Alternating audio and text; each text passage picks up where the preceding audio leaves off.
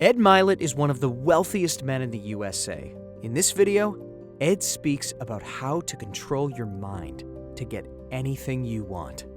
I'm telling you, watch closely, because this is powerful stuff. Average person, you and I have about 75,000 thoughts a day rattling around in this thing we call our brains and our minds. 75,000 of them. The crazy thing is 91% of those thoughts are identical to the previous day and are identical to the day before that and the day before that and the day before that. And then we wonder why our life seems to repeat itself over and over again. So really the difference in our life, if we have 75,000 thoughts a day, here's the crazy thing, 91% of them are exactly the same. The separation in our life is in those 9% of their thoughts. That's why people say all the time, the difference between winning and losing is so small, it's almost too scary to talk about. And really, we've identified what it is. It's 9% of what we think about alters the direction of our life. So what I'm here to tell you today is, you've got to hone in and get aware of what you think about, and then alter those 9% of the thoughts that are variable on a daily basis to serve you. You don't see things in your life as they are. You see things in life as you are. And so the more you alter you, the more you begin to see things differently. What's amazing about this is we control who we are by what we think about. Think about this just for a second. Wherever you're sitting watching this, the chair that you're sitting in, if you're sitting in a chair, if you're driving in a car and you're listening to this, that seat you're in started in someone's mind as a thought, right? Every detail of it, the fabric, the cushions, the way it's structured, every single piece of that started in someone's mind as a thought and then became a reality by putting out the pieces together. See, everything in life is that way as well. And so you've got to begin to think about the things you want to materialize in your life on a regular basis and think about it repetitiously. Literally, the things that we obsess about become the things that we possess in our lives. Most people, those variable 9% of their thoughts is the new thing they're worried about, the new fear they have, the new response to an email they have to make, and they never dictate the terms. There's a part of our brain called the reticular activating system. And it's the filter that we see the entire world through. And so that's why it filters out all the things in your life that aren't important to you, so that you can be sane. You don't feel the blood rushing through your left ear. You're not conscious of your breathing. A million stimulus would hit you. If you couldn't filter things out, you'd go crazy. This allows you to only filter into your consciousness what is most important to you.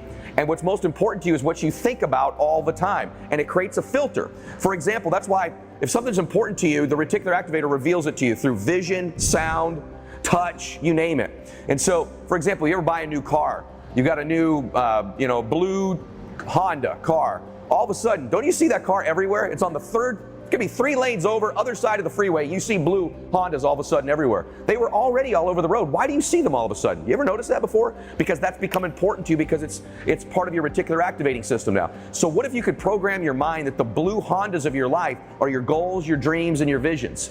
And the way we do that is repeated thinking, looking at our goals, visualizing them, seeing them over and over again. So let me give you a couple tips to do that. Number 1, your smartphone you check about 400 times a day.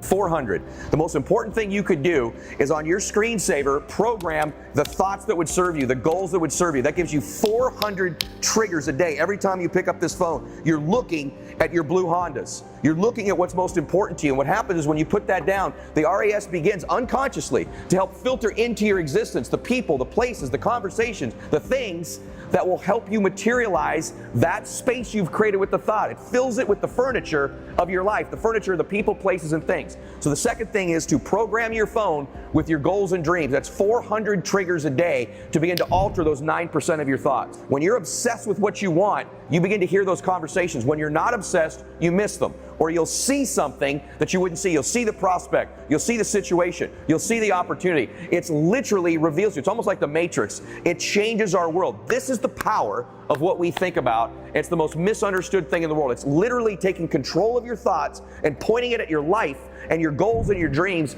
as a weapon to magnetize towards you what you want. So my challenge to you is, number 1, get control and be aware of the thoughts that don't serve you and eliminate them by replacement with the thoughts that do serve you. These thoughts are the things that you want in your life. We do that by repetitious thinking, and we do that by programming them in our phone, having some sort of vision board up in our lives. You can put your goals on your mirror in your bathroom, but you've always heard these things before, but you've never understood why they work, so most people don't do it. It works because it reprograms that filter in your mind to begin to find those things in your life. If you don't take control of them and you think you're just going to work your way into it, you will work yet another year, another month, another decade, and that life's going to look an awful lot the same because We become what we think about, and if we don't alter those 9%, our life ends up looking exactly the same. So my challenge to you is to program your RAS, to write those goals down, and to repetitiously program them into your thinking as much as you can. I used to walk this beach as a kid and say, this is where I want to live someday.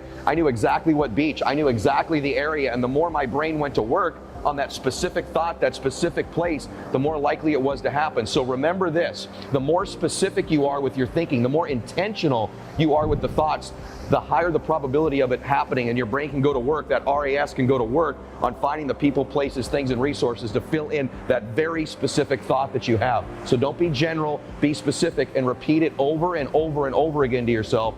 And you got a whole lot more likelihood of happening. The other thing is this, your brain likes to gravitate towards what it's most familiar with. The brain loves familiar things, okay? So the more you think about something, the more you place yourself on that beach, in that house, with that amount of money, with that body, the more repetitive it is that you place yourself in those things, those places, and those situations. The more your brain becomes familiar with it, the more it gravitates towards it. You can't think about it once. It's the repetition over and over again. Your brain begins to think, oh, I belong here. We belong here. You actually eventually convince yourself literally that you belong in your dreams by the repetitive and specific thinking and vision of them over and over again. The last part of the steps that I want to share with you is that you've got to control the beginning and the end of your day with your thinking. And so one of the first things you need to do when you wake up, after you do your stretching, your prayer, your meditation, whatever it is to take a 5-minute window and control your thinking, whether you after your meditation, your prayer, whatever it is, but you take a 5-minute window and you visually see your goals and dreams. Picture them as videos in your mind. Picture them as you possessing them and see them written down on a sheet of paper.